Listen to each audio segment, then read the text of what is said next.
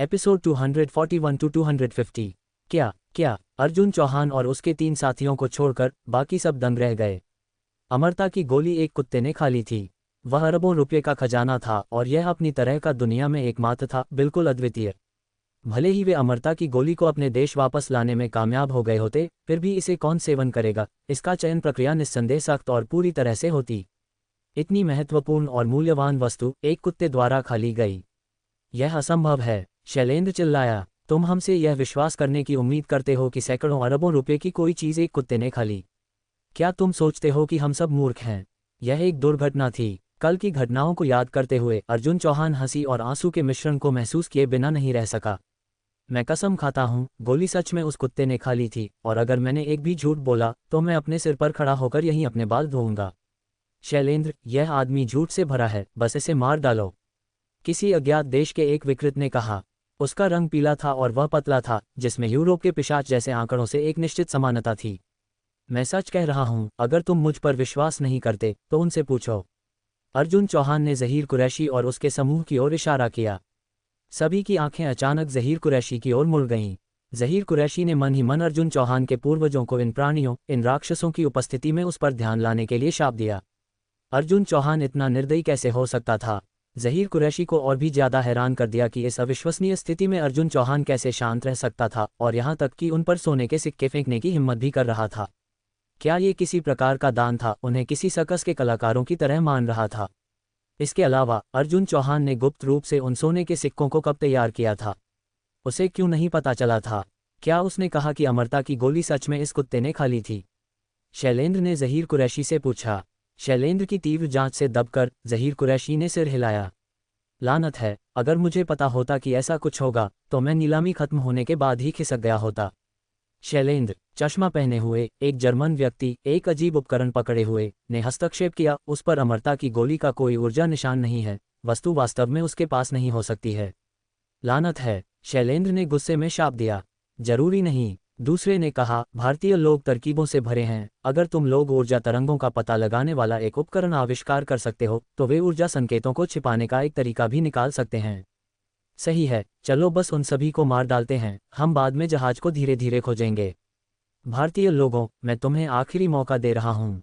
शैलेंद्र अर्जुन चौहान की ओर मुड़ा, ये जानते हुए कि अगर उन्होंने अर्जुन चौहान को मारने का फैसला किया तो सैकड़ों मीटर लंबे विध्वंसक पर एक छोटे से धब्बे के आकार की अमरता की गोली खोजना व्यावहारिक रूप से असंभव था। वाह, मैं यहाँ अपना दिमाग खो रहा हूँ। मैं तुम्हें बताता रहता हूँ कि इसे एक कुत्ते ने खा लिया और तुम बस विश्वास नहीं करोगे। अर्जुन चौहान ने एक निराश अभिव्यक्ति दिखाई। साथ ही, मैंने तुम्हें जो मेरे शेफ बनने का नौकरी का प्रस्ताव दिया था, उसका क्या? अगर सालाना 20 मिलियन अमेरिकी डॉलर पर्याप्त नहीं है तो मैं इसे 30 मिलियन तक बढ़ाने पर विचार कर सकता हूँ। लेकिन अब से अगर मुझे गन्ने का रस पीना है तो तुम्हें मेरे लिए उसे छीलना होगा। भारतीय बच्चे, तुम मौत को आमंत्रित कर रहे हो। हालांकि शैलेंद्र का उनके महामानव गठबंधन में बहुत उच्च पद नहीं था, साधारण लोगों के लिए वे देवताओं के समान थे। शैलेंद्र को कभी किसी आम इंसान द्वारा इस तरह का अपमानित किया गया था? अर्जुन चौहान ने शुरू से अंत तक उनके प्रति थोड़ी भी श्रद्धा नहीं दिखाई थी, जिससे शैलेंद्र का गुस्सा चरम पर पहुंच गया। तो मैं पहले तुम्हारे दोस्त को मारूंगा, फिर तुम्हें। शैलेंद्र ने आखिरकार अपना जानलेवा इरादा प्रकट किया। उसके चारों ओर की हवा एक अदृश्य बल से निचोड़ी गई थी, जो चारों ओर अदृश्य ब्लेड बना रही थी, जो आंखों को अगोचर थे फिर भी आसपास के विकृतों द्वारा हवा में एक हल्की चुभन के रूप में महसूस किए जा सकते थे। अदृश्य ब्लेड तुरंत ज़हीर कुरैशी और उसके साथी की ओर बढ़े, वास्तव में एक घातक वार करने का इरादा रखते हुए।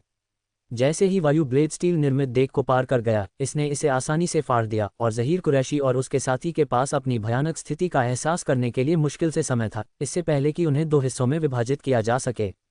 हालांकि देग पर दरार ज़हीर कुरैशी के सामने 1 मीटर से भी कम दूरी पर रुक गई, जैसे कि इसे किसी चीज़ से रोक दिया गया हो। इस समय अर्जुन चौहान और ज़हीर कुरैशी ने जमीन पर दरार को देखा, और ज़हीर कुरैशी की पीठ तुरंत पसीने से भीग गई। हे भगवान, वे सच में एक शब्द के बिना मारना शुरू कर देते हैं। अर्जुन चौहान ने भी पहली बार इन लोगों की क्रूरता का एहसास किया। अगर युक्ता रॉय नहीं होती तो इस समय ज़हीर कुरैशी और उसकी प्रेमिका शायद मर गए होते और बिखर गए होते। क्या इन लोगों को सच में अंधाधुंध मारने की अनुमति है? अर्जुन चौहान ने अपने दिल में एक ठंडक महसूस की। श्रीमान अर्जुन चौहान, इन लोगों के लिए मानव जीवन कुछ सस्ता है। युक्ता रॉय की आवाज़ डेक पर सुनाई दी। उसका आंकड़ा अर्जुन चौहान के सामने एक भूत की तरह दिखाई दिया। जब तक वे सफाई से काम करते हैं और व्यापक दहशत पैदा नहीं करते हैं, वे कुछ भी कर सकते हैं। ज़हीर कुरैशी कुछ कदम पीछे हट गया। उसकी प्रवृत्ति ने उसे बताया कि यह युवक, जो अपनी उम्र के बारे में लग रहा था, उन राक्षसों से ज़्यादा भयानक लग रहा था। तुम कौन हो? शैलेंद्र की आंखें सुराखों में सिकुड़ गईं। क्या तुम भारत से एक जागृत या एक प्राचीन योद्धा हो? नहीं, यह एक जागृत होना चाहिए। शैलेंद्र ने जल्दी से एक निष्कर्ष पर पहुंचा। भारत के प्राचीन योद्धा बचपन से ही अभ्यास करना शुरू कर देते हैं और उन्हें कुछ भी हासिल करने में 50 या 60 के दशक तक का समय लगता है।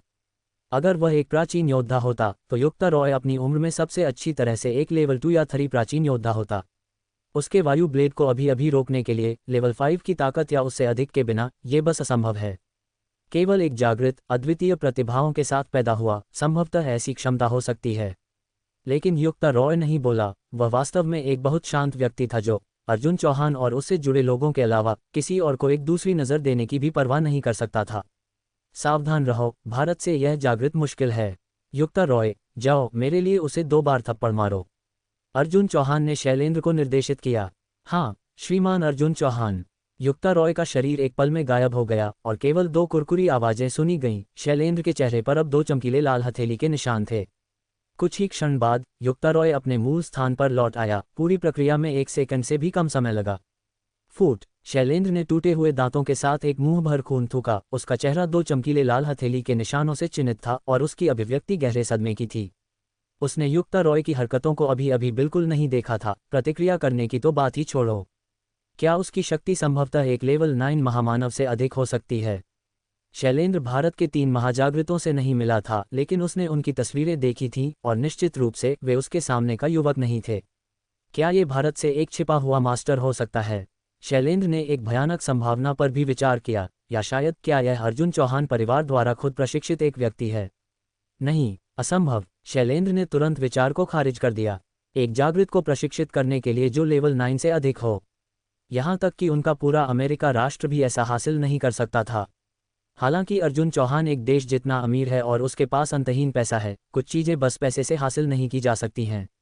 विकृतों को विकसित करने में उनके अमेरिकी प्रयासों में ड्रग्स शामिल थे, जिन्हें विकसित करने के लिए खरबों अमेरिकी डॉलर खर्च हुए। कोई भी मैग्नेट कितना भी धनी क्यों न हो, वह वैज्ञानिक अनुसंधान शक्ति के मामले में एक देश के साथ प्रतिस्पर्धा नहीं कर सकता था, है ना? अर्जुन चौहान, वह कौन है? इस समय ज़हीर कुरैशी अपने सदमे से थोड़ा ठीक हो गया था और ऐसा लग रहा था कि इस युवक की अचानक उपस्थिति काफ़ी प्रभावशाली थी। अर्जुन चौहान ने ज़हीर कुरैशी पर मुस्कुराया। यह मेरा व्यक्तिगत अंगरक्षक है। प्रभावशाली, है ना? लेकिन वह अभी भी हमारे परिवार में सबसे कमज़ोर है। डिंग! हेडमास्टर को 20 क्रेडिट पॉइंट्स प्राप्त करने पर बधाई। हा, ये बस क्रेडिट पॉइंट्स बटोरने के लिए एक शानदार दृश्य है। अर्जुन चौहान गर्व से हंसा। तुम्हारा व्यक्तिगत अंगरक्षक, सबसे कमज़ोर वाला। ज़हीर कुरैशी की आंखें चौड़ी हो गईं। वह शुरुआत से ही हमारे साथ यूरोप तक रहा है। बेशक, अन्यथा उसे व्यक्तिगत अंगरक्षक कहने का क्या मतलब है? अर्जुन चौहान ने मुस्कुराते हुए कहा, मैं इतना अमीर हूँ, निश्चित रूप से ऐसे लोग हैं जो मेरे धन के लिए मेरे खिलाफ साजिश करना चाहते हैं, और अगर मेरे पास मेरे बगल में कुछ अंगरक्षक नहीं हैं, तो क्या मैं चलता फिरता एटीएम नहीं बन जाऊंगा? लेकिन मुझे वह कभी नज़र क्यों नहीं आया? यही बात थी जिसने ज़हीर कुरैशी को सबसे ज़्यादा चकित किया। एक जीवित व्यक्ति 1 हफ्ते से उनके साथ था और वह पूरी तरह से अनजान था। यह जरूरी है। अगर उसके पास कुछ कौशल नहीं होते तो वह मेरे अर्जुन चौहान का अंगरक्षक बनने के लिए कैसे योग्य होता? अर्जुन चौहान ने पलटवार किया। वे वास्तव में कौन हैं? ज़हीर कुरैशी के मन में अब अनगिनत सवाल घूम रहे थे। बच्चे, क्या तुम्हारे पास बहुत सारे प्रश्न चिन्ह हैं? अर्जुन चौहान ने लापरवाही से एक धुन गाई। मैंने कल कहा था कि इस दुनिया में बहुत सी चीज़ों को साधारण लोगों की आंखों से नहीं देखा जाना चाहिए। क्या तुम अब समझते हो? क्या तुम उस अमरता की गोली के बारे में बात कर रहे हो? ज़हीर कुरैशी को अचानक एहसास हुआ, किसने कभी किसी को सिर्फ एक नज़र से धातु काटते देखा है? अब उसने देख लिया था, और जब तक उसने इसे अपनी आंखों से नहीं देखा होता, वह कभी विश्वास नहीं करता कि ऐसी चीज़ें दुनिया में होती हैं। और कल उस अमरता की गोली पर भयंकर प्रतिस्पर्धा, ज़हीर कुरैशी ने मूल रूप से इसका मजाक उड़ाया था, लेकिन अब पीछे मुड़कर देखने पर उसे एहसास हुआ कि वह दूरदर्शी था। अगर यह सच में धोखेबाजों द्वारा बनाई गई कोई नकली दवा होती, तो क्या यह इतने सारे देशों को इसके लिए इतनी बेताबी से प्रतिस्पर्धा करने का कारण बनती? क्या ये सर्वोच्च प्रतिभाशाली लोग उन्हें रोकने के लिए इतने बड़े जोखिम उठाते? क्या ऐसा हो सकता है कि कल की अमरता की गोली में सच में वह स्वर्ग विरोधी प्रभाव था? सही है, अर्जुन चौहान ने सिर हिलाया। मैं इसे कैसे कहूँ? सीधे शब्दों में कहें तो इस दुनिया में कुछ बहुत ही खास लोग हैं। विकृत, प्राचीन योद्धा, साधक। ओह, साधक कुछ ऐसा है जो मैंने बनाया है, मुझे ये भी नहीं पता कि वे मौजूद हैं या नहीं। ज़हीर कुरैशी ने आंखें घुमाईं। अर्जुन चौहान ऐसे समय में मजाक करने के मूड में कैसे हो सकता था? क्या उसने नहीं देखा था कि घटनास्थल पर स्थिति किसी भी पल लड़ाई में बदल सकती थी? कल की वह अमरता की गोली, अर्जुन चौहान ने जारी रखा, इन लोगों को अपनी ताकत बढ़ाने में मदद कर सकती थी और इस तरह उन देशों को मदद कर सकती थी जिनका वे प्रतिनिधित्व करते हैं, कुछ अपरिभाषित अंतर्राष्ट्रीय पदों में सुधार करने के लिए। तो अब तुम समझ गए? ज़हीर कुरैशी ने सिर हिलाया, कुछ हद तक समझते हुए, लेकिन एक बात जो वह निश्चित रूप से जानता था वह ये थी कि ये लोग साधारण नहीं थे और वे सभी उसी अमरता की गोली के पीछे थे। लेकिन वह चीज़ तुम्हारे कुत्ते ने खा ली थी। ज़हीर कुरैशी ने अविश्वसनीय रूप से कहा, तुम्हारा कुत्ता अचानक आत्मज्ञान प्राप्त करके अमर नहीं हो जाएगा, है ना?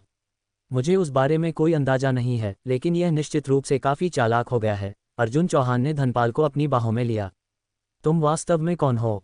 ज़हीर कुरैशी को लगा कि वह अर्जुन चौहान के बारे में और भी ज़्यादा भ्रमित हो रहा है। उसकी दौलत की तो बात ही छोड़ो, लेकिन उसके पास ऐसे सक्षम और असाधारण लोग भी उसकी रक्षा कर रहे थे। मैं हूँ, एक अलग रंग का एक पटाखा, अर्जुन चौहान ने लापरवाही से कहा। वास्तव में ये कुछ खास नहीं है। मेरे पास बस थोड़ा और पैसा है, थोड़ा और पारिवारिक प्रभाव है और अंगरक्षक हैं जो थोड़े और दुर्जेय हैं, बस इतना ही। वास्तव में सिर्फ थोड़ा, है ना? ज़हीर कुरैशी ने आंखें घुमाईं। क्या तुम्हारे अंगरक्षक इस कार्य के लिए तैयार हैं? वे 1 दर्जन से अधिक हैं। क्या मतलब, इस कार्य के लिए तैयार हैं? एक आदमी यह नहीं कह सकता कि वह नहीं कर सकता। अर्जुन चौहान ने घोषित किया, वे अर्जुन चौहान को लूटने आए हैं और आज कोई भी कुछ छोड़े बिना नहीं जा रहा है। भारत से इतने दुर्जेय लोग। इस समय सभी विकृतों की अभिव्यक्ति बेहद गंभीर हो गई। उनमें से शैलेंद्र निस्संदेह सबसे मजबूत था, लेकिन इस व्यक्ति द्वारा उसे लड़ने का मौका दिए बिना ही बुरी तरह से पीटा गया था, जिसने उन्हें बेचैनी से भर दिया। एक व्यक्ति गायब क्यों है? अचानक उन्हें एहसास हुआ कि काईबोंग से लॉर्ड शेन युआन मौजूद नहीं था। वे सभी एक दूसरे के अस्तित्व को जानते थे और कुछ पहले भी टकरा चुके थे, इसलिए एक से अधिक व्यक्ति थे जो शेन युआन को जानते थे। कौन जानता है, काईबोंग से शायमिन पैलेस कल रात चला गया, शायद शेन युआन उनके साथ चला गया। और कल बोली के दौरान ऐसा लगा जैसे शायमिन पैलेस ने कोई प्रस्ताव नहीं दिया। क्या उन्हें शुरू से ही कुछ पता था?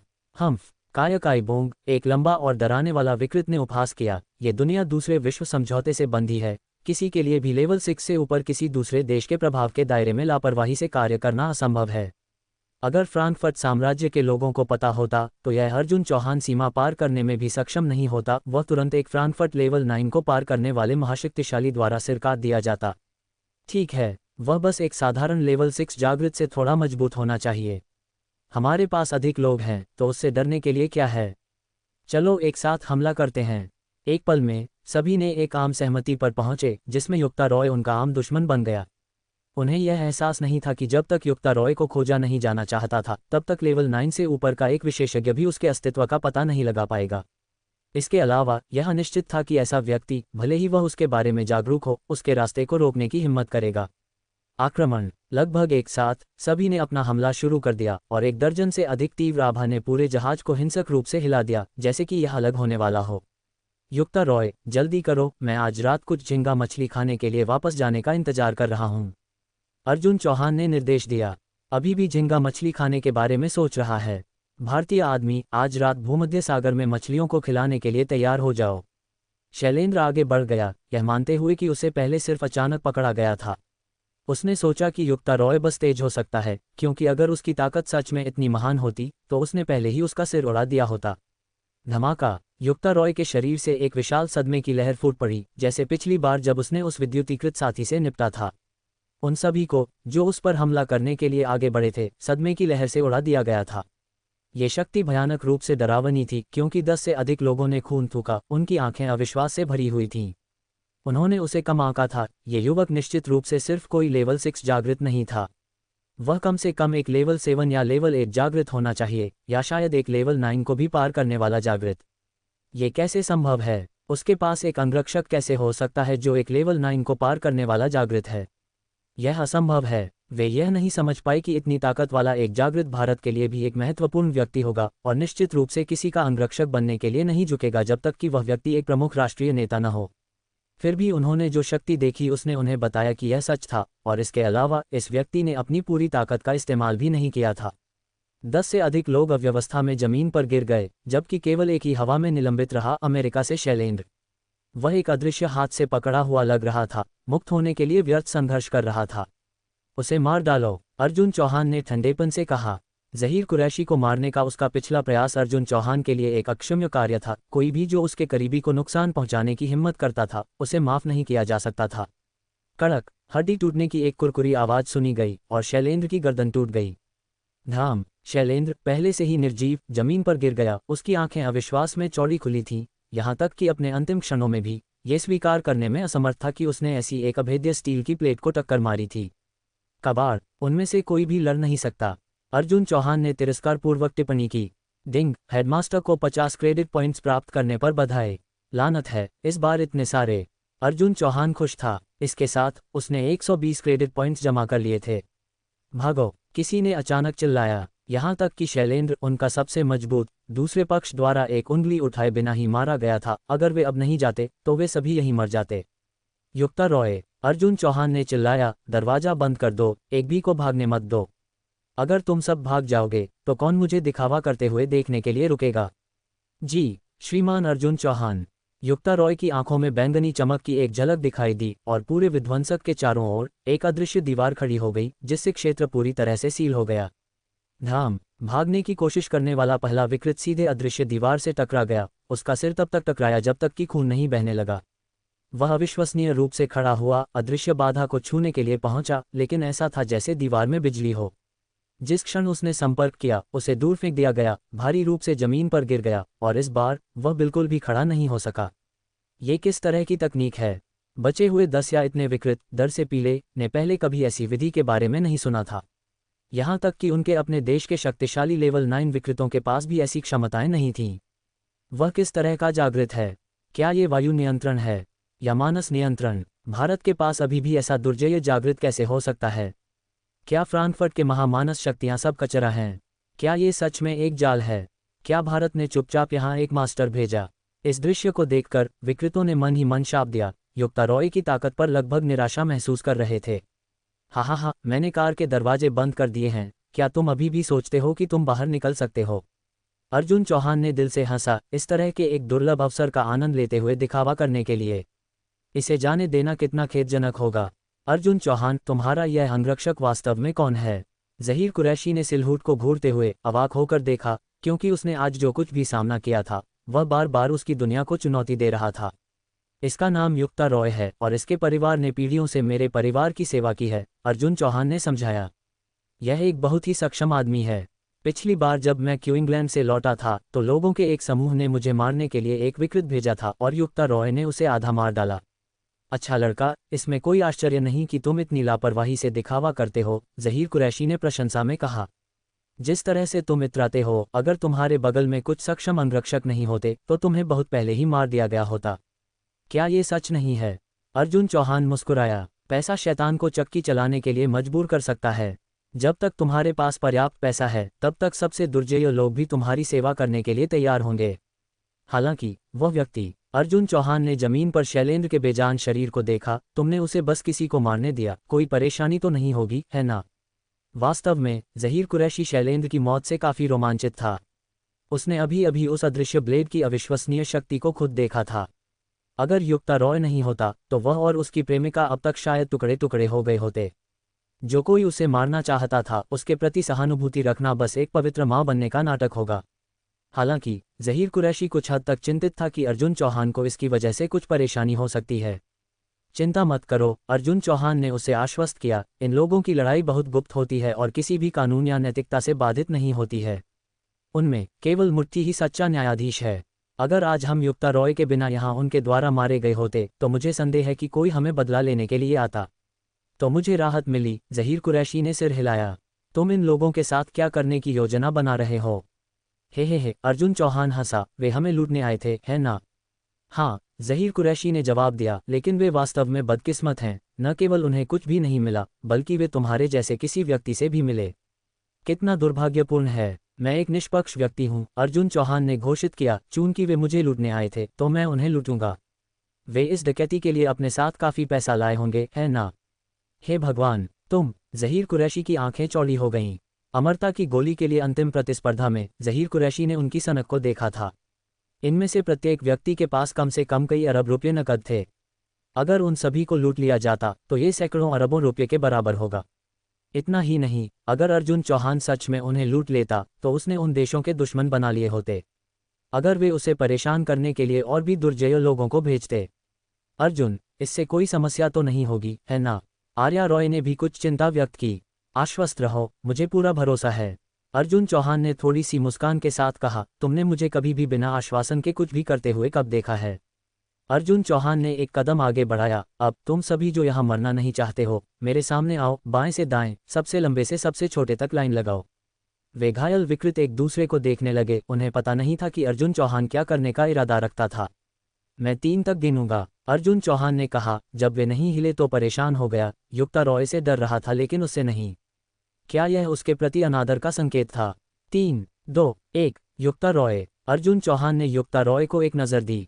युक्ता रॉय ने सिर हिलाया और शक्ति का एक और उछाल फूटा, उनकी छाती पर एक भारी हथौड़े की तरह टकराया जिससे उनकी पसलियां टूट गईं, जिसके तुरंत बाद आहों का एक कोरस सुनाई दिया। वह वास्तव में उस व्यक्ति को आदेश दे सकता है। इस बार सभी ने इस पर विश्वास किया। युक्ता रॉय वास्तव में अर्जुन चौहान का अंगरक्षक था, न कि भारत की लोहिया टीम द्वारा भेजा गया एक जागृत। मैं तुम्हें एक और मौका दूंगा, मेरे धैर्य की परीक्षा मत लो, अर्जुन चौहान ने ठंडी आवाज में कहा। 1 दर्जन या इतने विकृत उल्लेखनीय रूप से लचीले थे, गंभीर रूप से घायल होने के बावजूद वे सभी उठ गए और अर्जुन चौहान के सामने दौड़ पड़े। जैसा निर्देश दिया गया था, ऊंचाई के अनुसार लाइन में लग गए। डिंग, चांसलर को 20 क्रेडिट पॉइंट्स प्राप्त करने पर बधाई। 6 इन दूसरे दर्जे के इंसानों के सामने दिखावा करने से साधारण लोगों की तुलना में इतने अधिक क्रेडिट पॉइंट्स मिलते हैं। अर्जुन चौहान को पिछली रात एम्मा से केवल 3 क्रेडिट पॉइंट्स मिले थे, अंतर बहुत अधिक था।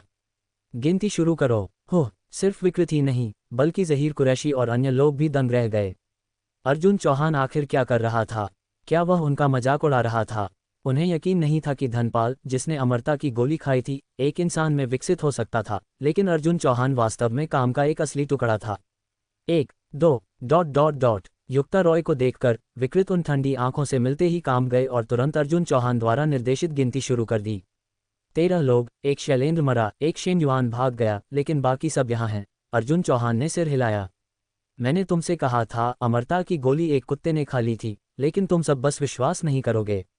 अर्जुन चौहान ने हताशा में सिर हिलाया जैसे कि वह जिद्दी बच्चों को फटकार रहा हो। 100 अरब रुपये से अधिक की कोई चीज़? क्या तुम सोचते हो कि मैं तुम्हें मूर्ख बनाऊंगा? 100 अरब रुपये से अधिक की कोई चीज़? तुम इसे ऐसे कहते हो जैसे ये कुछ भी नहीं है। विकृत ने आंतरिक रूप से शाप दिया। कुछ साल पहले वह राशि किसी को दुनिया का सबसे अमीर व्यक्ति बना सकती थी, लेकिन वे अच्छी तरह से जानते थे कि भले ही अमरता की गोली कुत्ते को नहीं खिलाई गई होती तो भी उनके लिए इसे अर्जुन चौहान के हाथों से छीनना असंभव होता। मैं आमतौर पर काफ़ी मिलनसार हूँ, अर्जुन चौहान ने शुरू किया, धनपाल की ओर इशारा करते हुए। ये कुत्ता कल रात उठाया गया था और बिना सोचे समझे मैंने इसे गोद ले लिया। मैंने इसे हजारों अरबों रुपये की कोई चीज़ खिलाने से पहले पलक भी नहीं झपकाए। मैं कितना दयालु व्यक्ति हूँ। अगर तुम दयालु हो तो इस दुनिया में कोई राक्षस नहीं है। क्या शैलेंद्र ने अपनी गर्दन घुमाकर आत्महत्या कर ली? विकृतों का समूह अब पहले से कहीं ज्यादा आश्वस्त था कि अर्जुन चौहान एक असली पाखंडी था, केवल पाताल लोक की भाषा में बोल रहा था। ठीक है, मैं तुमसे ज्यादा बात नहीं करूंगा। मैं किसी को परेशान नहीं करता जो मुझे परेशान नहीं करता, लेकिन अगर तुम मुझे पार करते हो तो मैं तुम्हारे पूरे परिवार को बर्बाद कर दूंगा।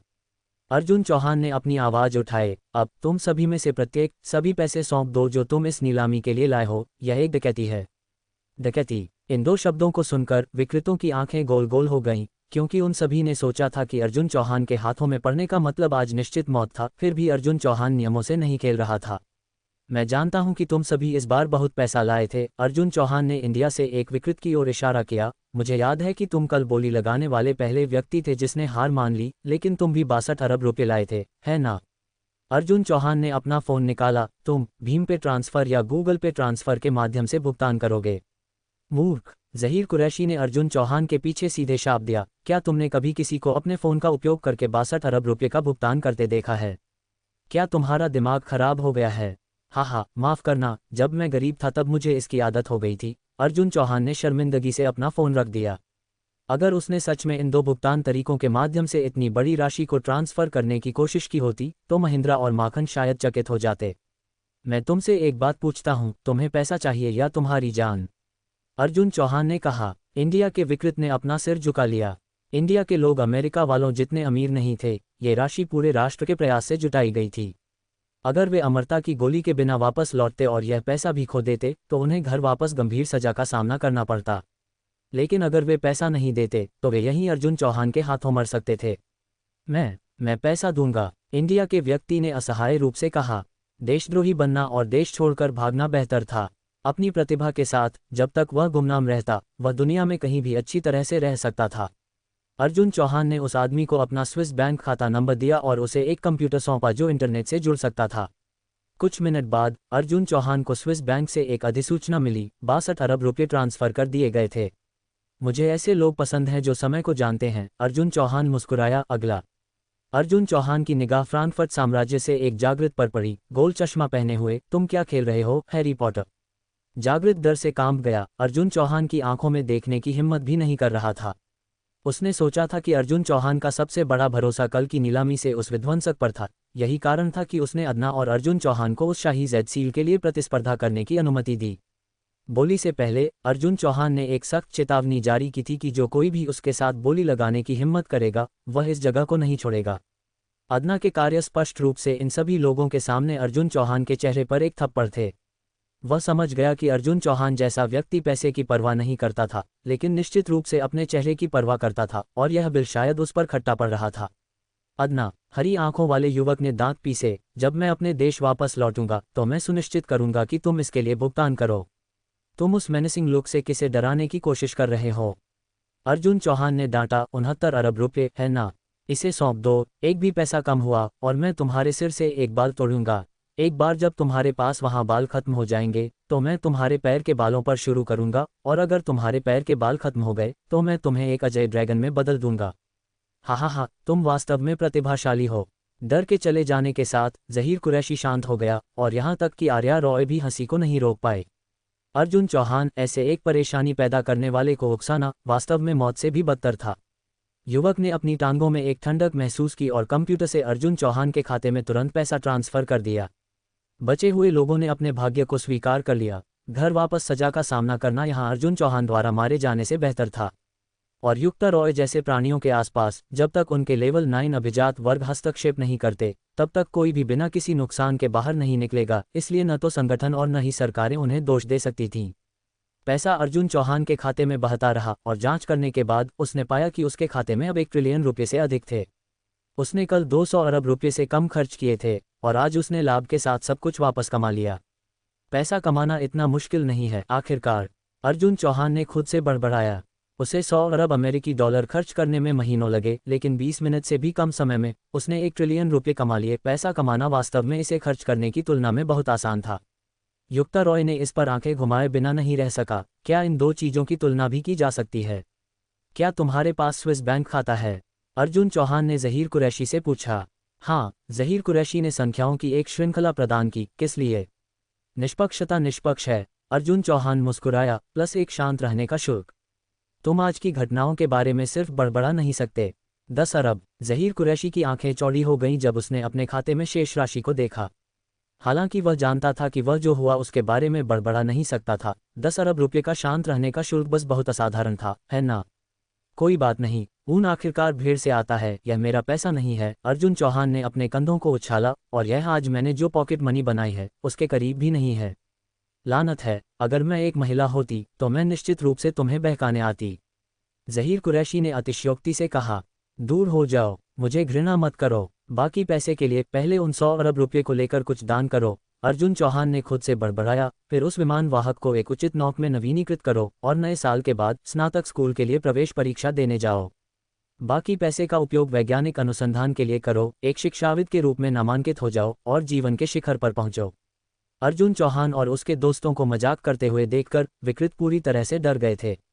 अर्जुन चौहान के नाम पर दान करने के लिए उनका पैसा चोरी करना, क्या इससे ज्यादा बेशर्म कुछ और था?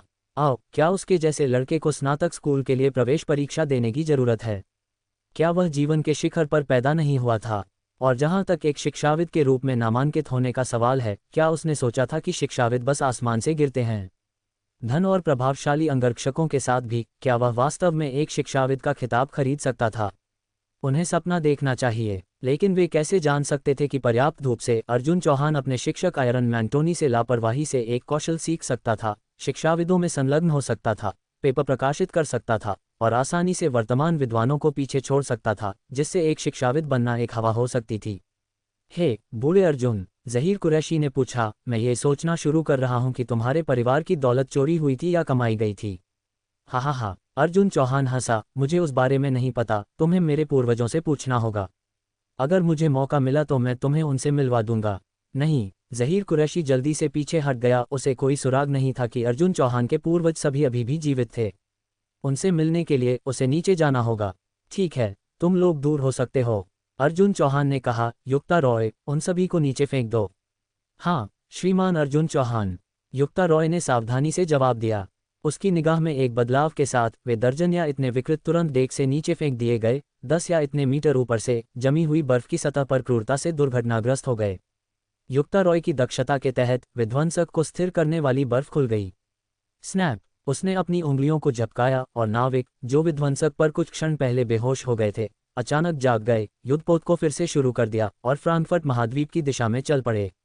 लानत है, बर्फ के उस छोटे से टुकड़े पर दर्जन विकृतों ने एक दूसरे को देखा और फिर कड़वी मुस्कान में टूट गए। लेकिन उनके बगल में चार्ल्स के पहले से ही ठंडे शरीर को देखकर वे भाग्य का एक स्ट्रोक महसूस किए बिना नहीं रह सके। ये भारतीय आदमी बस एक राक्षस है। हमें संगठन को वापस रिपोर्ट करना होगा। भारत में लेवल 9 से परे एक और जागृत उभरा है। सशु, उसी क्षण युक्ता रॉय एक प्रेत की तरह फिर से प्रकट हुआ, एक देवता की तरह हवा में तैर रहा था, उड़ान की शक्ति रखते हुए लेवल 9 से परे वालों की पहचान। उन विशेष विकृतों या जागृतों के अलावा जो गुरुत्वाकर्षण, बिजली के प्रवाह, चुंबकीय क्षेत्रों और इस तरह को नियंत्रित कर सकते थे, केवल लेवल 9 से परे वाले अपनी खुद की शक्ति पर उड़ सकते थे। ये दूसरी दुनिया में आम ज्ञान था। श्रीमान अर्जुन चौहान अभी अभी कुछ कहना भूल गए। उन्होंने मुझे इसे पहुंचाने के लिए कहा, युक्ता रॉय ने कहा। तुम चाहते हो कि हम आज की घटनाओं को एक रहस्य रखें, है ना? आश्वस्त रहो, हम आज की घटनाओं का एक भी शब्द बाहर नहीं निकलने देंगे। कुछ ने ये जोर से कहा, लेकिन मन ही मन उन्होंने उपहास किया। एक बार जब वे अपने देश में वापस आ जाते तो क्या अर्जुन चौहान के लोग संभवतः उनके पीछे आ सकते थे? युक्ता रॉय दुनिया में लेवल 9 से परे एकमात्र नहीं था। नहीं, युक्ता रॉय ने सिर हिलाया। श्रीमान अर्जुन चौहान ने मुझसे तुम लोगों से एक बात पूछने के लिए कहा, वह सुंदर है ना? सभी हैरान होकर उन्होंने एक दूसरे को देखा और फिर अचानक समझ गए। सुंदर? मैंने श्रीमान अर्जुन चौहान से ज्यादा सुंदर भारतीय आदमी कभी नहीं देखा। ... कड़क, दर्जन पुरुषों की गर्दन एक संकेत पर टूट गई, ये जाने बिना मर गए कि उन्होंने क्या गलत कहा था। उनके शरीरों को युक्ता रॉय के नियंत्रण से भूमध्य सागर के तल में डुबो दिया गया था। जैसे ही उसने उनकी फीकी होती परछाई को देखा, युक्ता रॉय ने ठंडेपन से कहा, श्रीमान अर्जुन चौहान ने मुझसे तुम्हें ये बताने के लिए कहा कि तुम बहुत कुछ जानते हो। जिस तरह से आपने अनुरोध किया है, मैं कहानी के दिए गए अंश को भारतीय संदर्भ में रूपांतरित कर रहा हूँ। पहली बार जब उसने किसी को मारा, उसने 14 लोगों की जान ली, फिर भी अर्जुन चौहान ने ज्यादा मनोवैज्ञानिक बोझ महसूस नहीं किया। आखिरकार वे लोग मूल रूप से उसे मारने के लिए वहां थे। युक्ता रॉय के हस्तक्षेप के बिना वह, आर्या रॉय और ज़हीर कुरैशी सभी वहां मर गए होते, किसी का ध्यान दिए बिना। इस तरह की कार्रवाई को सबसे अधिक आत्मरक्षा माना जाएगा और कोई भी उसके खिलाफ कानूनी कार्रवाई करने वाला नहीं था। इसके अलावा उन 14 लोगों के मरने के साथ किसी को नहीं पता था कि वे कैसे मरे। भले ही कुछ ने संदेह को वापस अर्जुन चौहान तक पहुंचाया हो, युक्ता रॉय के अस्तित्व के बारे में जानते हुए ज़हीर कुरैशी और अन्य लोगों को छोड़कर बाकी सभी मर चुके थे। यह उनके लिए यह अनुमान लगाना असंभव होगा कि अर्जुन चौहान के पास युक्ता रॉय जैसा एक विशेषज्ञ उसकी रक्षा कर रहा था। विध्वंसक धीरे धीरे डॉक हुआ और अर्जुन चौहान और अन्य लोग थोड़े थके हुए भावों के साथ उतरे।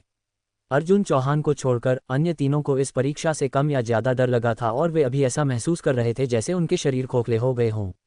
श्रीमान अर्जुन चौहान, एक अंग्रेजी नौसैनिक वर्दी में एक अधेड़ उम्र का व्यक्ति अर्जुन चौहान के पास आया। मैं महारानी के आदेश से युद्धपोत को वापस लेने के लिए यहाँ हूँ। ओह, अर्जुन चौहान ने सिर हिलाया। वास्तव में जो लोग उसे मारने आए थे उनमें एक इंग्लैंड से भी एक विकृत था, जिसने समुद्र पर बर्फ के टुकड़ों को बनाने के लिए अपनी शक्तियों का इस्तेमाल किया था। हालांकि ऐसा लगता था कि यह विकृत जिस संगठन से संबंधित था वह अंग्रेजी शाही परिवार के आदेश के तहत नहीं था। न केवल इंग्लैंड बल्कि कई अन्य यूरोपीय देशों ने भी इन विशेष समूहों के मानस शक्तियों और विकृतों को कुछ राष्ट्रीय संगठनों के माध्यम से नियंत्रित किया।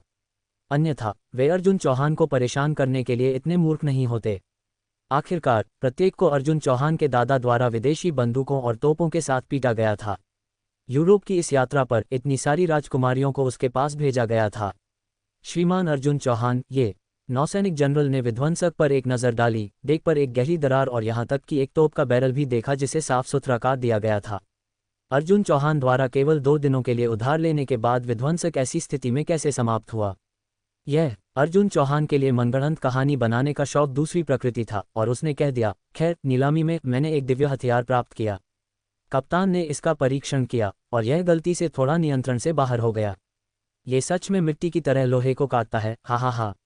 अर्जुन चौहान ने एक सैनिक को अपने हाल के नीलामी अधिग्रहण को ले जाने के लिए कहा, उनमें एक विशिष्ट तलवार भी थी। मैं समझ गया। जनरल ने समझदारी से सिर हिलाया। वह अच्छी तरह से जानता था कि अर्जुन चौहान ने एक महत्वपूर्ण नीलामी में भाग लिया था और कुछ प्रभावशाली वस्तुओं को प्राप्त करना आश्चर्यजनक नहीं था। फिर भी वह ये देखने के लिए उत्सुक था कि यह स्टील को कैसे काट सकता है। मैं नुकसान के लिए आपको मुआवजा दूंगा। क्या 1 अरब यूरो पर्याप्त है? अर्जुन चौहान ने तुरंत मौके पर एक चेक लिखा।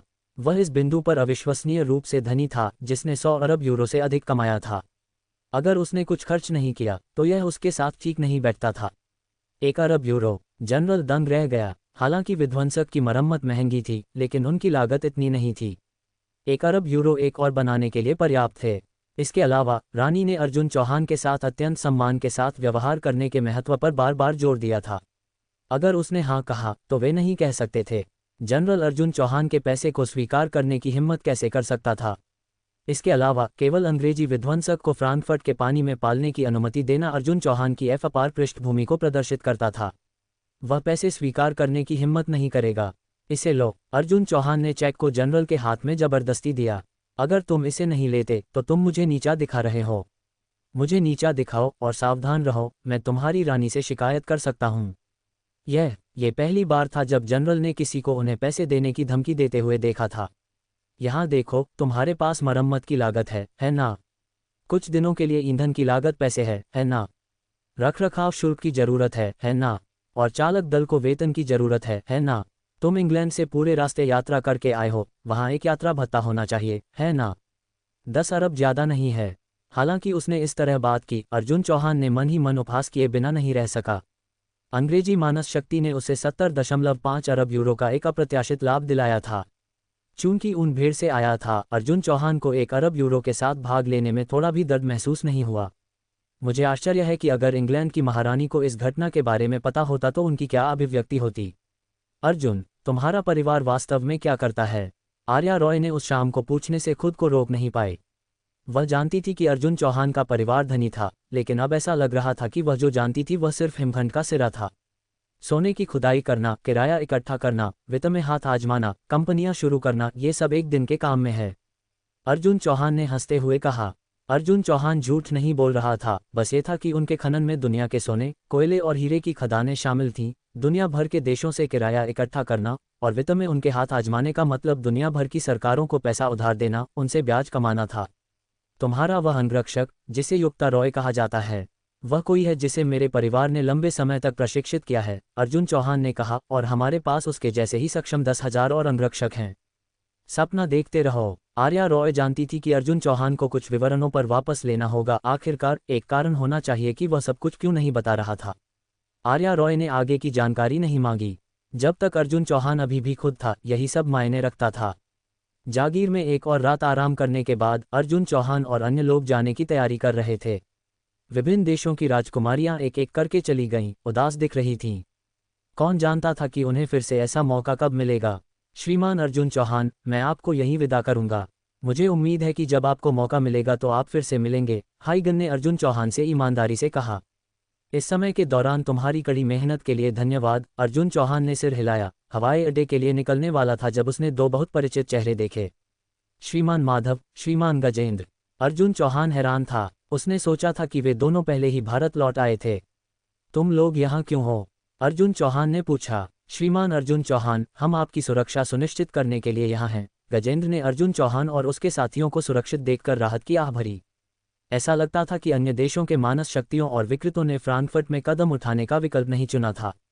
मेरी सुरक्षा सुनिश्चित करें। अर्जुन चौहान उलझन में था। वह अमरता की गोली बहुत महत्व की है, वे इसे प्राप्त करने तक आराम नहीं करेंगे। वे फ्रांकफर्ट में कदम उठाने की हिम्मत नहीं करते, लेकिन अगर तुम एक अंतर्राष्ट्रीय उड़ान पर होते तो वे तुम्हें बहुत अच्छी तरह से निशाना बना सकते थे। गजेंद्र ने समझाया। वे विश्वास नहीं करेंगे कि एक कुत्ते ने अमरता की गोली खा ली। तुम खतरे में हो सकते हो। अर्जुन चौहान खुद को अम्यूज्ड और एग्जास्परेटेड महसूस किए बिना नहीं रह सका। अगर वह उसकी रक्षा करने के लिए गजेंद्र का इंतजार कर रहा होता तो उसका शरीर अब तक भूमध्य सागर में ठंडा हो रहा होता। ये स्पष्ट था कि उन देशों ने शक्तिवर्धन गोली को महत्वपूर्ण माना था, यहाँ तक कि फ्रांकफर्ट की सीमाओं के भीतर सीधे हमला करने के लिए भी तैयार थे। मुझे नहीं लगता कि यह जरूरी है, अर्जुन चौहान ने सिर हिलाया।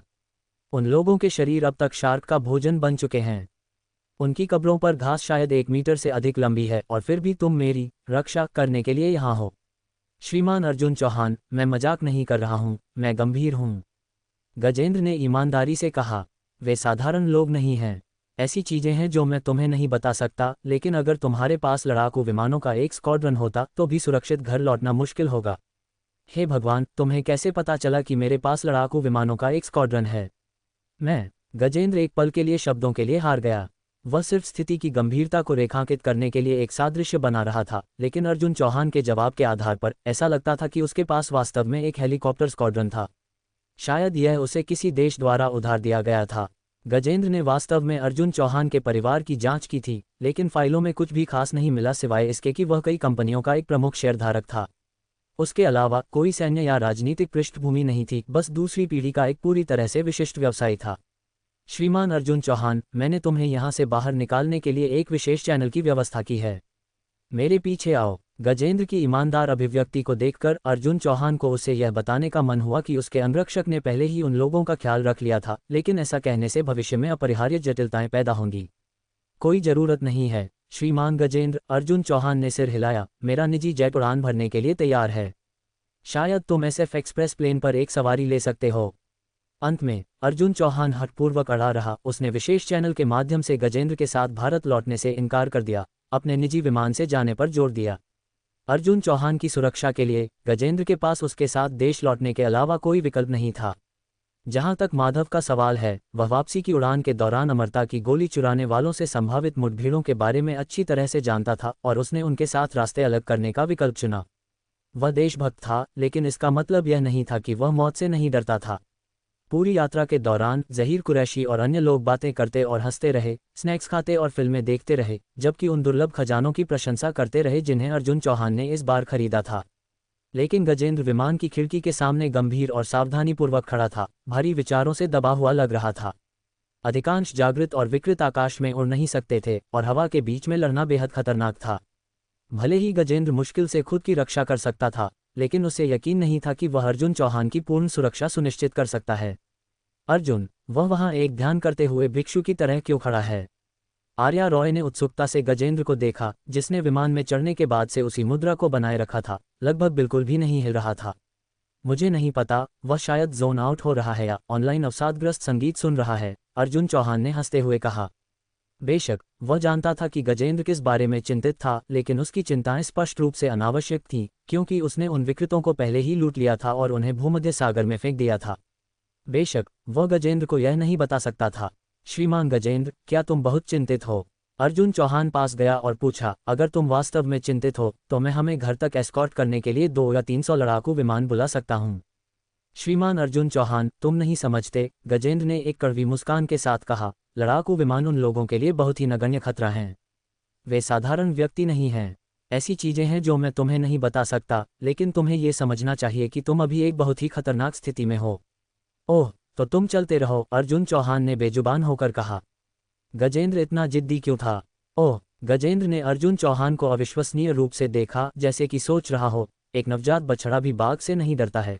लेकिन बार बार खतरे पर जोर देने के बाद क्या वह वास्तव में यह महसूस नहीं कर सकता था कि उसकी स्थिति कितनी अनिश्चित थी? ... हालांकि गजेंद्र ने जो परिदृश्य की कल्पना की थी वह नहीं हुआ।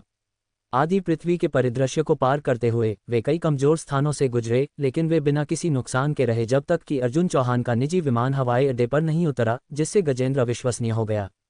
ये कैसे संभव है? क्या वे सब पागल हो गए हैं? उसे बस बिना किसी नुकसान के देश लौटने देना।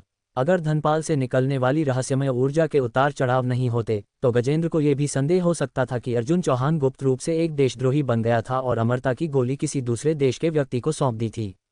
हम घर आ गए हैं श्रीमान गजेंद्र, अर्जुन चौहान ने गजेंद्र के कंधे पर थपथपाया। मैंने तुमसे कहा था कि कुछ भी गलत नहीं होगा। हम एक शांतिपूर्ण युग में रह रहे हैं, कानून द्वारा शासित एक समाज। तुम वास्तव में बहुत ज्यादा चिंता कर रहे थे। गजेंद्र ने जवाब देना नहीं जाना। हालांकि दुनिया शांतिपूर्ण लग रही थी, लेकिन पर्दे के पीछे हर देश के दूसरी दुनिया के मानव संगठन क्रूर लड़ाइयों में लगे हुए थे।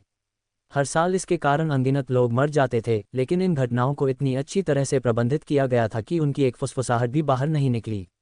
शांति के पीछे कई गुमनाम नायक अपने कंधों पर दुनिया का भार उठाए हुए थे।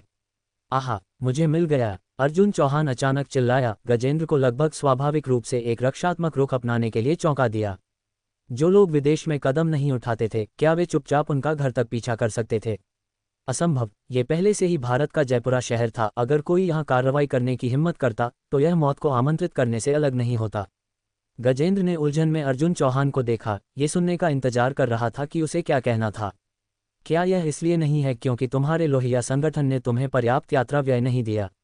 अर्जुन चौहान ने मजाक किया। तो तुमने मेरे निजी विमान पर घर वापस सवारी करने के बहाने मेरी रक्षा करने का दावा किया। आओ सर, आपका विभाग देश की एक विशेष शाखा है। निश्चित रूप से आपके पास उस छोटे से धन की कमी नहीं है। अर्जुन चौहान ने सिर हिलाया। या क्या मुझे एक दान करना चाहिए? भविष्य में तुम सभी अच्छे विमानों पर उड़ते हो, सबसे अच्छे होटलों में रहते हो। मुझसे यह मत पूछो कि क्यों मैं धनी और देशभक्त हूँ। गजेंद्र अर्जुन चौहान की जंगली कल्पना पर कड़वी मुस्कान रोके नहीं पाया।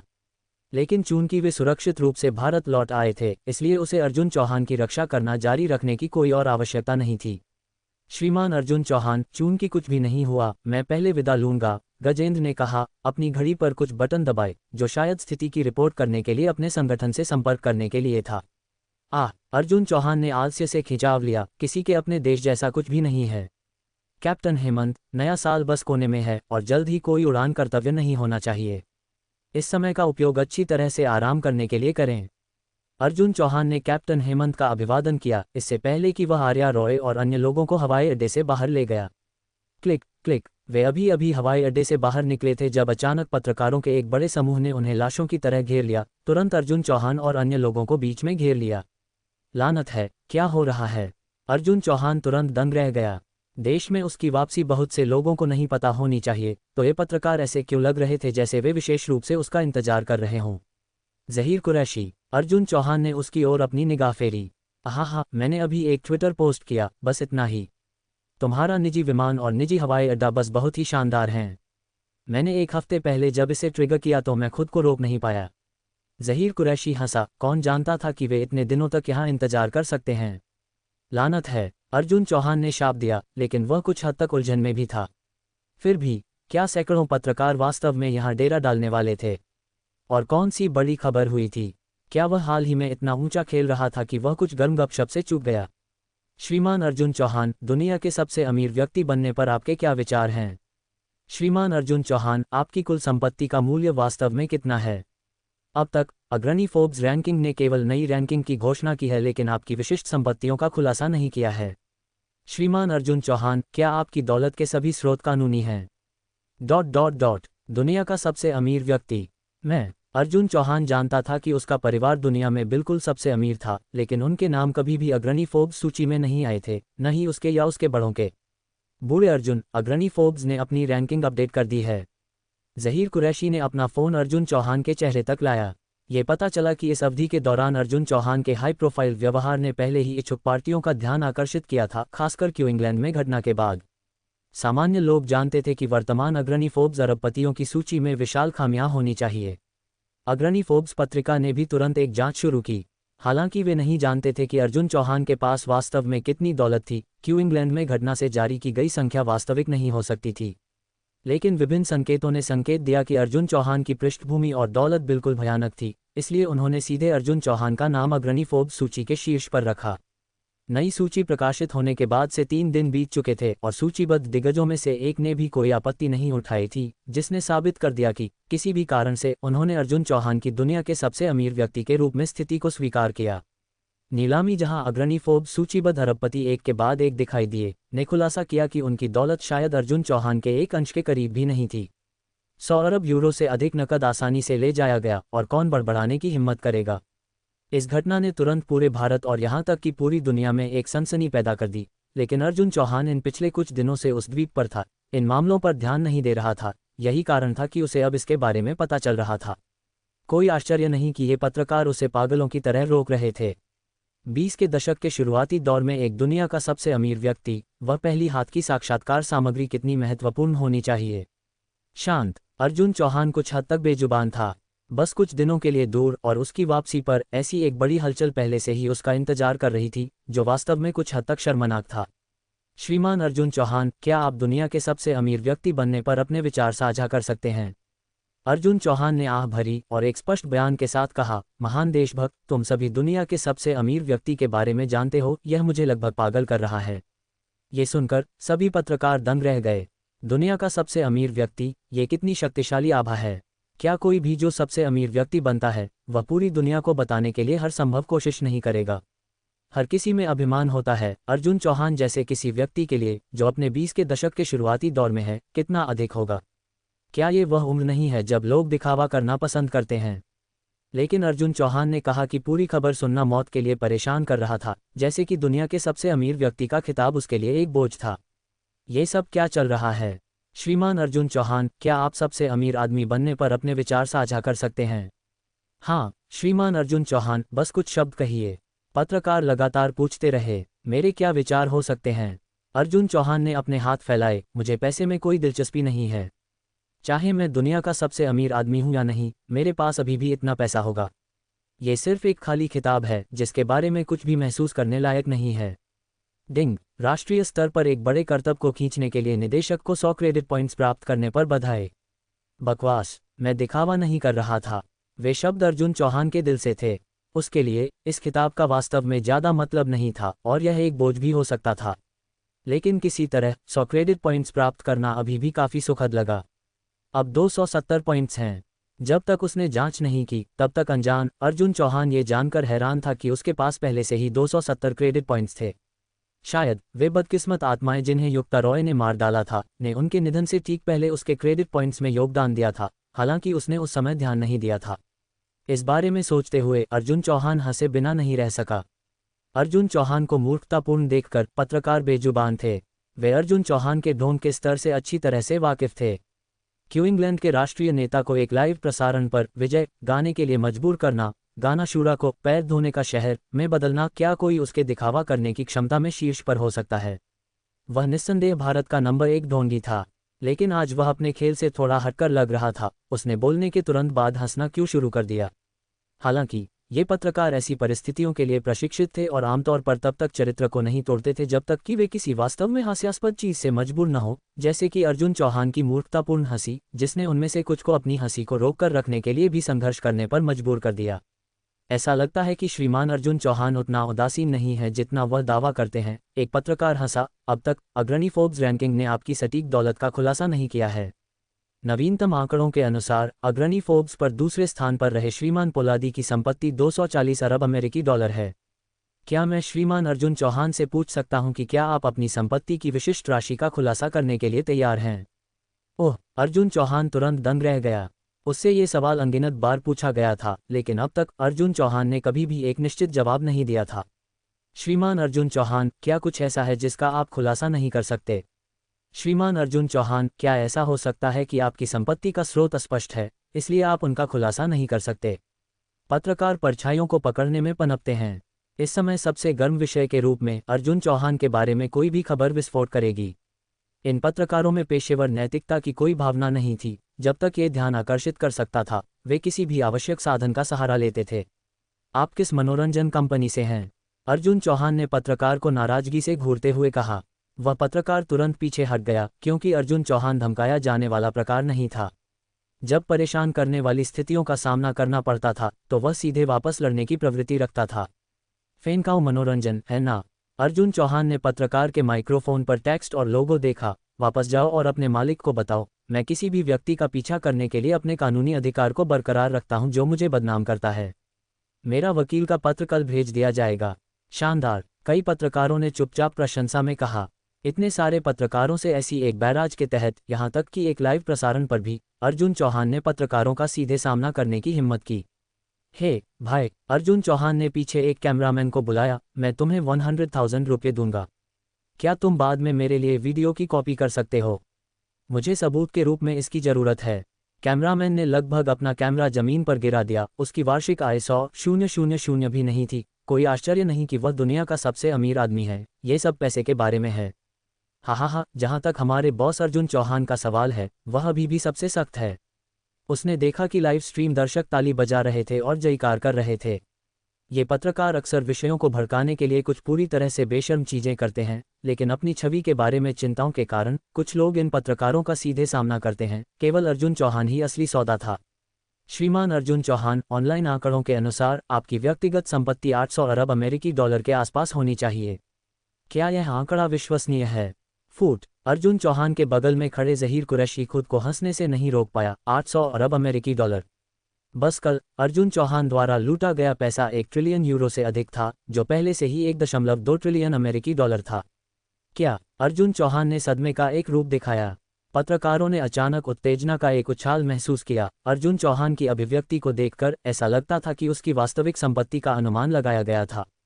जब किसी ने इस खगोलीय आकृति को कहा तो बहुत से लोग अविश्वासी थे। आखिरकार 700 ट्रिलियन से अधिक क्यू इंग्लैंड मुद्रा की जमा राशि अर्जुन चौहान ने फ्लॉन्टेड की थी। वह सिर्फ एक तस्वीर थी, और चूंकि यह एक तस्वीर थी, यह नकली हो सकती थी। कई अनुमानों में यह लगभग 300 अरब था। अगर अर्जुन चौहान की संपत्ति की पुष्टि की जा सकती थी तो यह वास्तव में एक बड़ी खबर होगी। अर्जुन चौहान ने जल्दी से स्विस बैंक में अपना खाता खोला और शून्य की उस लंबी स्ट्रिंग को देखकर उसने राहत की सांस ली। श्रीमान अर्जुन चौहान, क्या गलत है? एक पत्रकार ने उत्सुकता से पूछा। ज्यादा कुछ नहीं, बस तुम सभी से थोड़ा डर गया। मैंने सोचा था कि मेरी संपत्ति 800 अरब अमेरिकी डॉलर तक सिकुड़ गई है। क्या? पत्रकारों ने एक दूसरे को देखा, हैरान थे। लानत है, ये लड़का एक असली दिखावा करने वाला है। केवल 800 अरब बचे हैं और वह डर गया।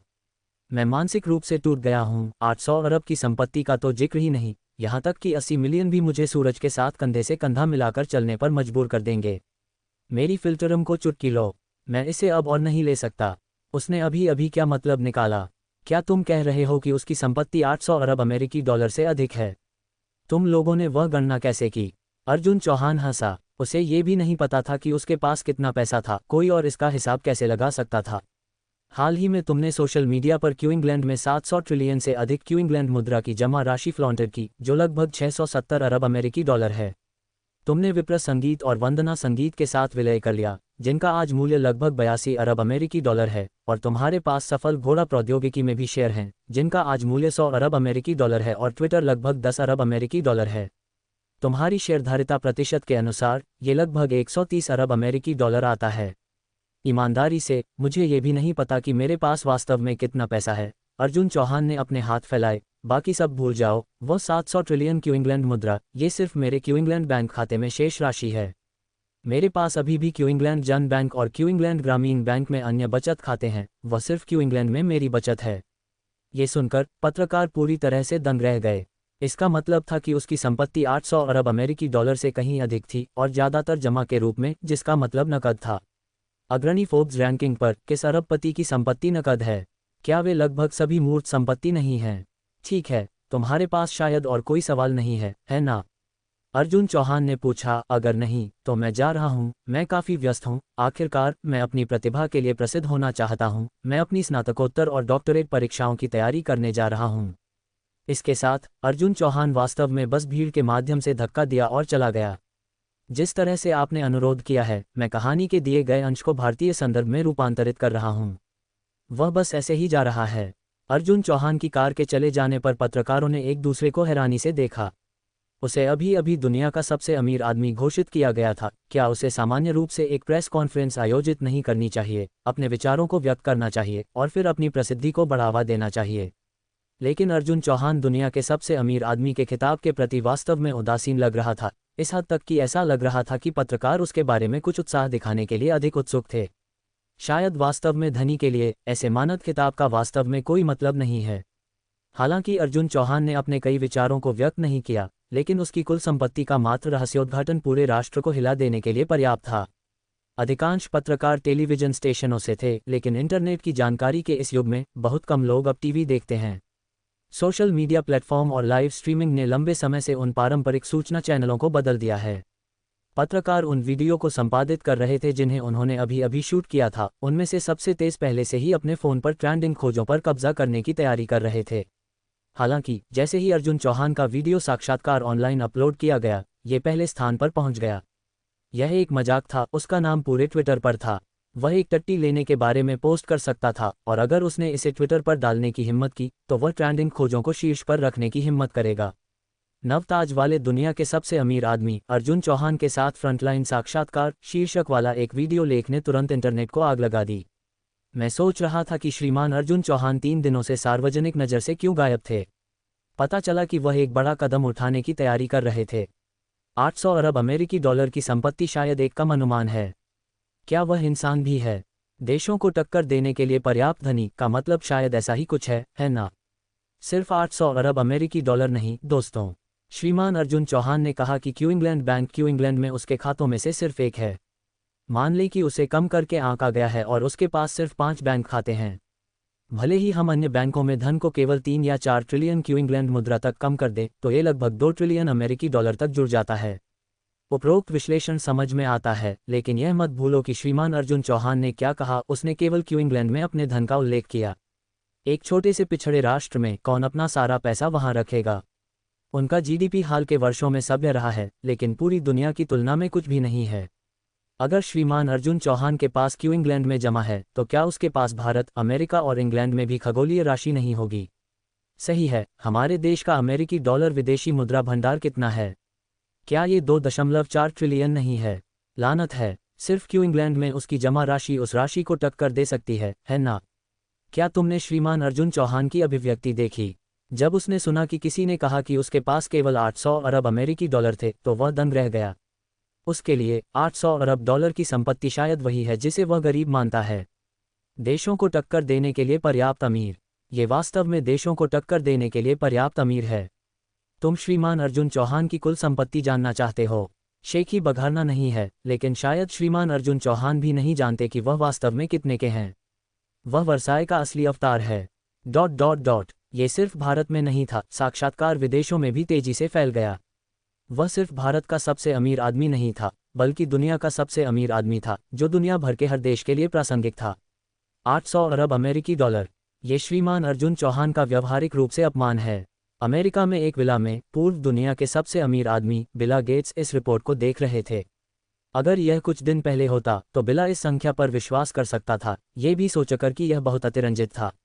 अग्रणी फोर्ब्स सूची में शीर्ष 5 के पास संयुक्त रूप से शायद उतना ही होगा, है ना? लेकिन उस नीलामी के बाद बिल को लगा कि यह आंकड़ा अर्जुन चौहान का एक अपमान था। सटीक गणित किए बिना एक मोटा अनुमान बताता है कि अर्जुन चौहान ने उस नीलामी में लगभग 150 अरब यूरो खर्च किए, जो मोटे तौर पर 180 अरब अमेरिकी डॉलर है।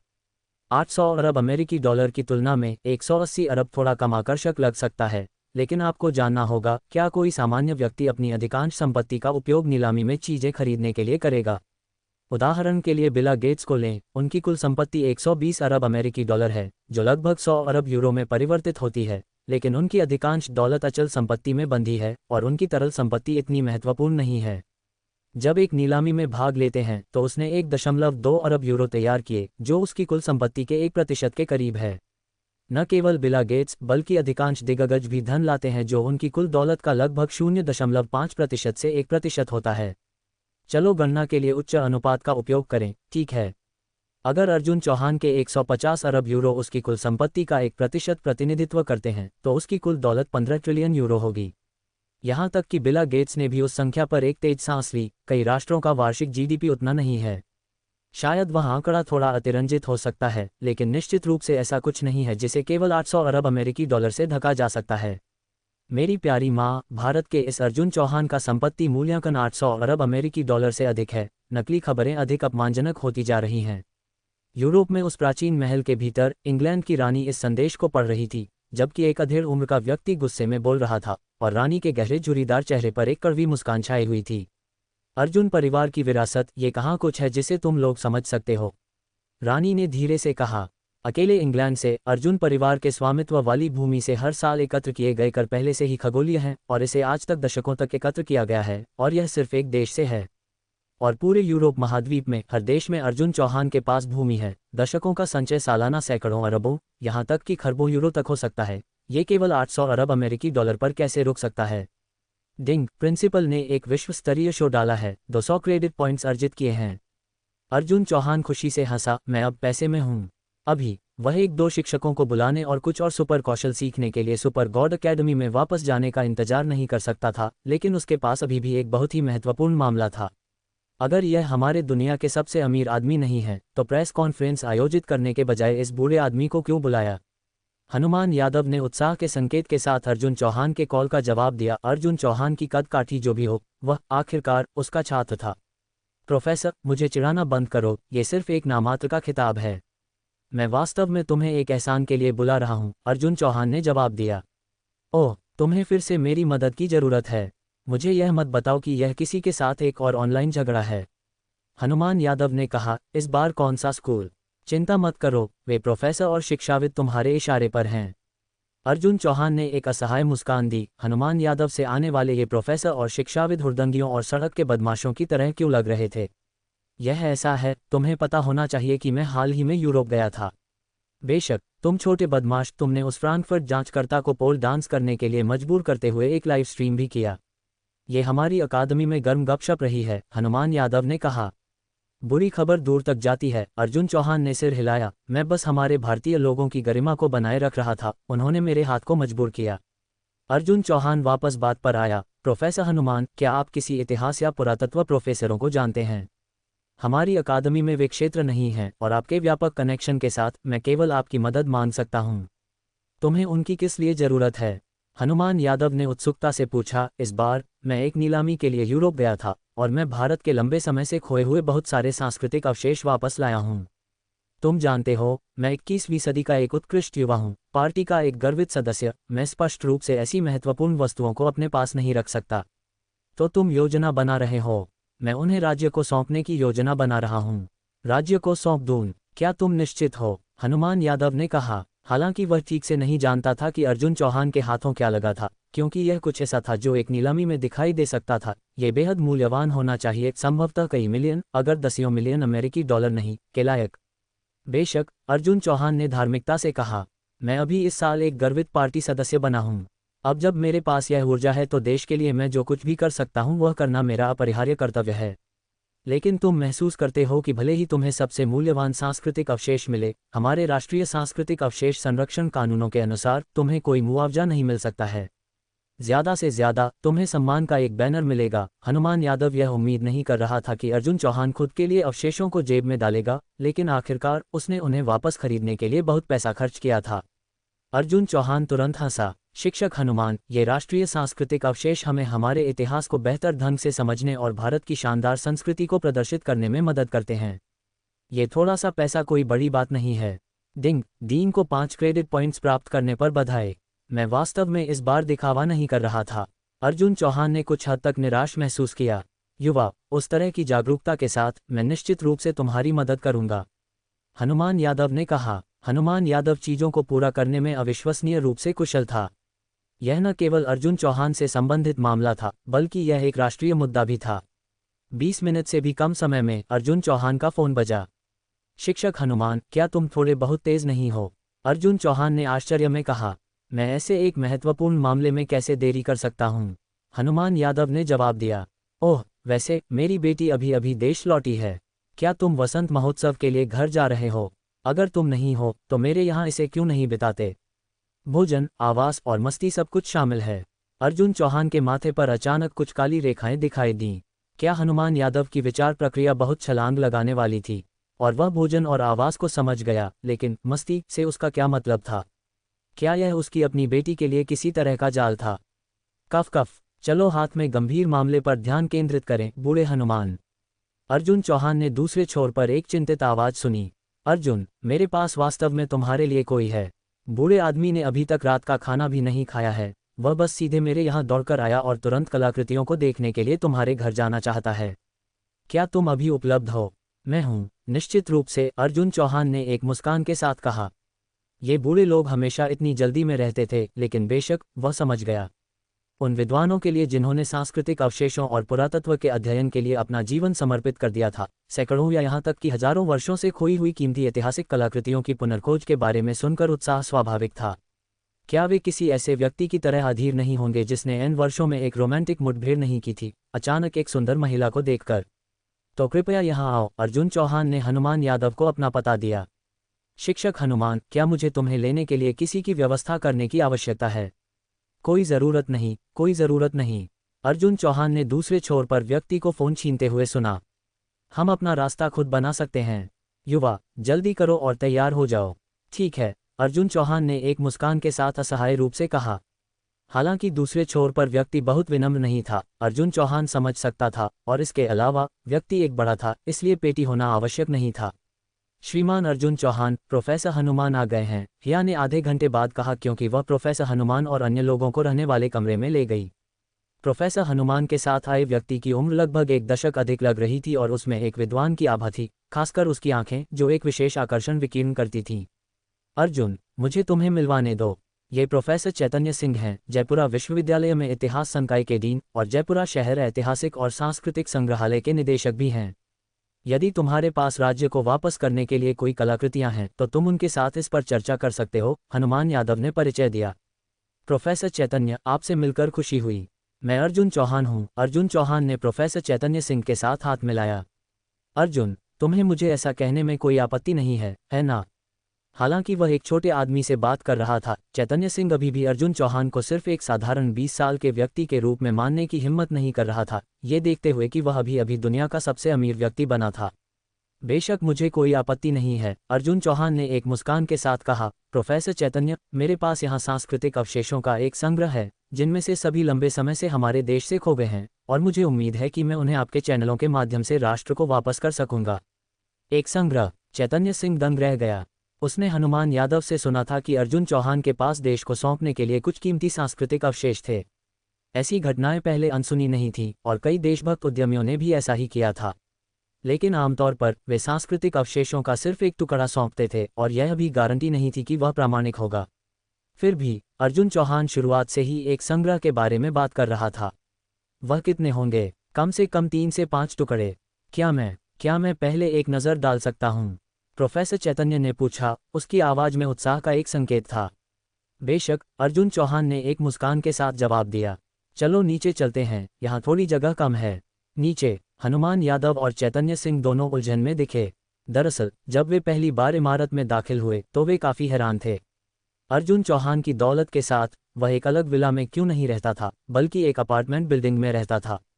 हालांकि यह एक बड़ा फ्लैट था, लेकिन यह अभी भी दुनिया के सबसे अमीर आदमी के रूप में उसके खिताब से मेल खाता हुआ नहीं लगता था। जहां तक उसके पहले के ऊपर जाने के उल्लेख का सवाल है, क्या वह कई मंजिलों का मालिक था? शायद अर्जुन चौहान थोड़ा सनकी था, विला की बजाय अपार्टमेंट बिल्डिंग को पसंद करता था। अर्जुन, क्या तुमने कई मंजिलें खरीदी? हनुमान यादव ने मजाक किया। मेरी बेटी हाल ही में विदेशों से स्नातक हुई है और मैं उसके लिए एक अपार्टमेंट खरीदने की योजना बना रहा हूँ। ये जगह काफ़ी अच्छी लगती है। क्या इस इमारत में सभी इकाइयाँ बिक चुकी हैं? दुर्भाग्य से अर्जुन चौहान स्पष्ट रूप से जानता था कि हनुमान यादव क्या संकेत दे रहा था। श्रीमान हनुमान, ये सभी इमारतें बिक चुकी हैं। मैं समझ गया, हनुमान यादव ने थोड़ी निराशा के साथ कहा। क्या इस समुदाय में कोई निवासी हैं जो अपनी संपत्ति को फिर से बेचना चाहते हैं? मुझे माफ़ करना श्रीमान हनुमान, अर्जुन चौहान ने एक मुस्कान के साथ कहा। इस समुदाय में केवल एक मालिक है और वह मैं हूँ। ये सभी इमारतें मेरी हैं। चलो मान लेते हैं कि मैंने नहीं पूछा। हनुमान यादव तुरंत शर्मिंदा महसूस किया। बस कुछ पल पहले उन्होंने सोचा था कि यह समुदाय अर्जुन चौहान की स्थिति के लिए उपयुक्त नहीं था, केवल ये पता चला कि उसने सभी 7 या 8 इमारतों को खरीद लिया था। क्या कोई इन इमारतों को कई 100 मिलियन या यहाँ तक कि अरबों खर्च किए बिना भी खरीद सकता है? क्या ये किसी भी विला से बहुत बेहतर नहीं है? अर्जुन चौहान प्रोफेसर हनुमान यादव और प्रोफेसर चैतन्य सिंह को नीचे एक स्टोरेज रूम में ले गया, जिसे वह मूल रूप से विविध सामानों को संग्रहित करने के लिए उपयोग करता था। हालांकि इन वस्तुओं के लिए जगह बनाने के लिए उसने इसे साफ कर दिया था।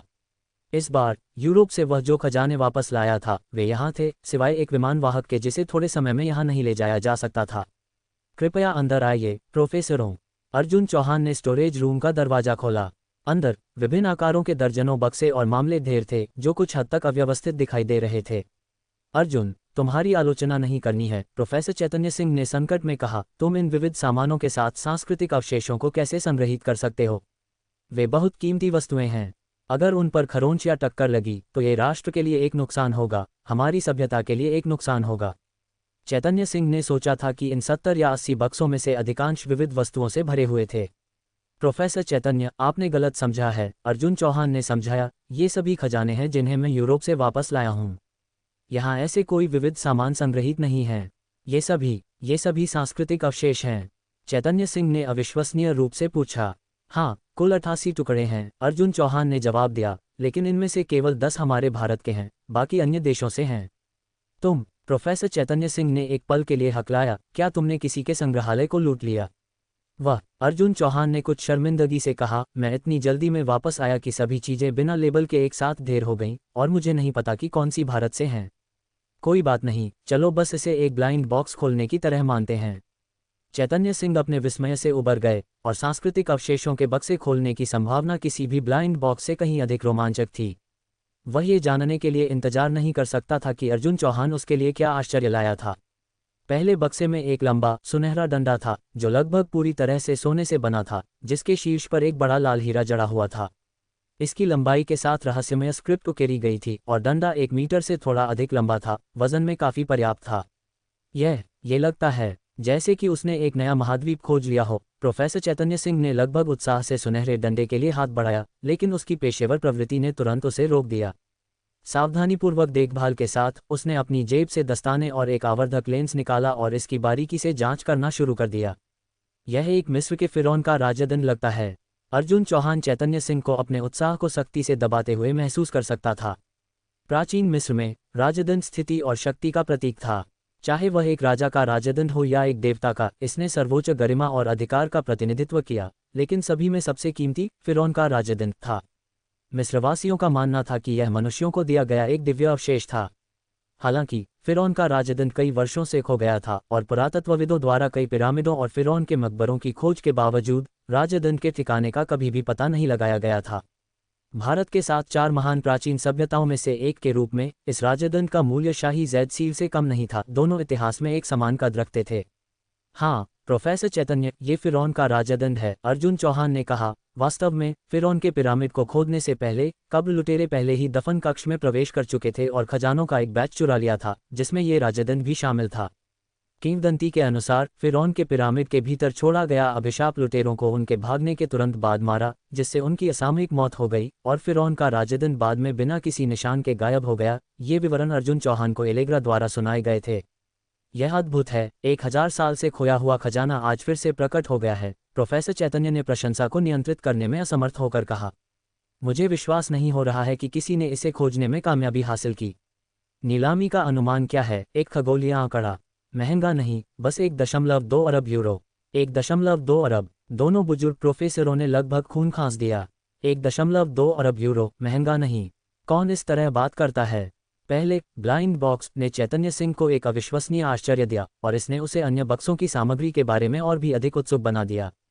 यह मायानों का एक क्रिस्टल खोपड़ी है, चैतन्य सिंह ने कहा। माया सभ्यता दुनिया की सबसे रहस्यमय सभ्यताओं में से एक है।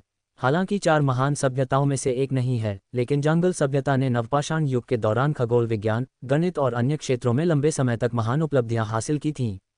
माया ने कई रहस्यमय किंवदंतियों को पीछे छोड़ दिया है, जिसमें माया सभ्यता की 13 क्रिस्टल खोपड़ी शामिल हैं, जो फैंटेसी में लिपटी हुई हैं। ये खोपड़ी बोल सकती थी, गा सकती थी, और माना जाता था कि उनमें मनुष्यों की उत्पत्ति और मृत्यु के बारे में जानकारी थी। अब तक ये सोचा गया था कि 13 क्रिस्टल खोपड़ी सिर्फ किंवदंतियां थीं, लेकिन 4 साल पहले पहली क्रिस्टल खोपड़ी माया के खंडहरों के बीच सतह पर आ गई। जबकि मानव उत्पत्ति और मृत्यु के कथित रहस्य नहीं पाए गए थे, सटीक शारीरिक ज्ञान और अद्भुत कटाई तकनीक आश्चर्यचकित करने के लिए पर्याप्त थे। फिर भी 4 साल बीत चुके थे, और पुरातत्वविदों ने बिना किसी खबर के शेष 12 खोपड़ियों को अथक रूप से खोजा, लेकिन यहाँ एक दिखाई दिया। इसकी कीमत कितनी है? राजदंड से बहुत सस्ता, बस 800 मिलियन यूरो, अर्जुन चौहान ने लापरवाही से कहा। सस्ता? चैतन्य सिंह ने एक सुनहरे ब्रोकेड बॉक्स को खोलते हुए सिर हिलाया। यह क्या है? ये काफी भारी है। चैतन्य सिंह ने मुस्कुराते हुए बॉक्स खोला, लेकिन जिस पल उसने अंदर देखा, वह दंग रह गया। फिर उसकी पुरानी आंखें अचानक आंसू से भर गईं। हे भगवान, शाही जैद सील! क्या यह एक सपना है? चैतन्य सिंह इस राष्ट्रीय खजाने को देखकर, जो 1000 साल से अधिक समय से खो गया था, तुरंत भावना से अभिभूत हो गया। इतिहास के इन प्रोफेसरों के लिए ये खोए हुए राष्ट्रीय खजाने एक निरंतर दिल का दर्द थे, और इस कलाकृति को देखने पर भावना एक बूढ़े पिता की तरह थी जो अपने खोए हुए बच्चे को ढूंढ रहा था, एक ऐसी भावना जिसे शब्दों की शक्ति से वर्णित नहीं किया जा सकता था। ये 9 ड्रैगन्स तलवार है। Landing preface. ये वास्तव में लैंडिंग प्रेफेस है। जानवर के सिर में से आखिरी 8 राष्ट्रीय खजाने, उनमें से प्रत्येक भारत की सबसे कीमती और ऐतिहासिक रूप से मूल्यवान वस्तुओं में से था।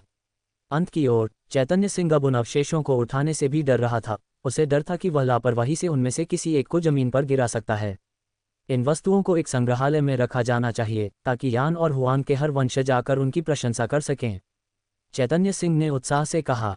वह अचानक खड़ा हो गया और अर्जुन चौहान के सामने झुक गया। प्रोफेसर चैतन्य, आप क्या कर रहे हैं? अर्जुन चौहान ने प्रोफेसर चैतन्य की मदद करने के लिए जल्दी से खड़ा हो गया। अर्जुन, मैं इन राष्ट्रीय खजानों को भारत वापस लाने के लिए हमारे राष्ट्र की ओर से तुम्हें धन्यवाद देता हूँ। प्रोफेसर चैतन्य, आपका क्या मतलब है? ये सिर्फ छोटे प्रयास थे, अर्जुन चौहान ने जल्दबाजी में जवाब दिया। मैं मूल रूप से केवल अपने क्षितिज को व्यापक बनाने के लिए नीलामी में गया था, और यह बस ऐसा हुआ कि मैंने इन वस्तुओं को देखा और उन्हें एक सनक पर खरीदा।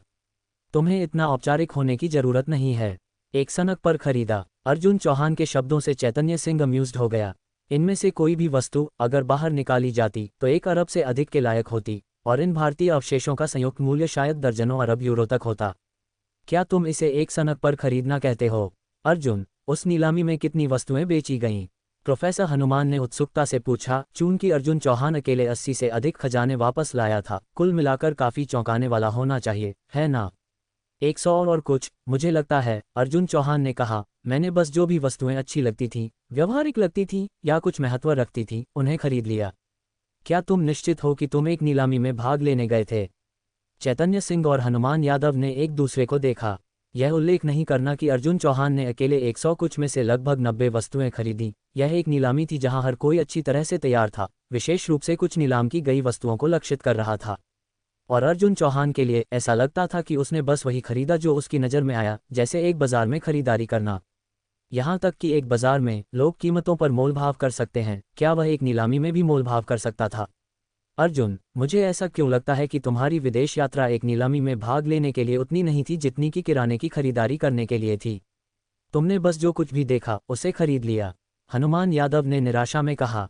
अर्जुन चौहान ने एक पल के लिए सोचा और फिर सिर हिलाया। वास्तव में ये किराने की खरीदारी के काफ़ी समान है। अर्जुन चौहान ने कुछ घरेलू नौकरों को इन चीज़ों को साफ करने के लिए बुलाया और फिर सावधानी से भारत से संबंधित 8 अवशेषों को फिर से पैक किया और उन्हें अलग रख दिया।